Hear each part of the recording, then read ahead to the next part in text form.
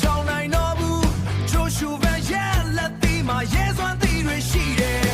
တစ်ချက်ထိုးတိုင်းပေါက်ကွဲပရိသတ်တန်တွေဟိတ်ထွက်ထိုးတိုင်းပေါက်ကွဲပရိသတ်တန်တွေဟိတ်ထွက်တစ်ချက်ထိုးတိုင်းပေါက်ကွဲ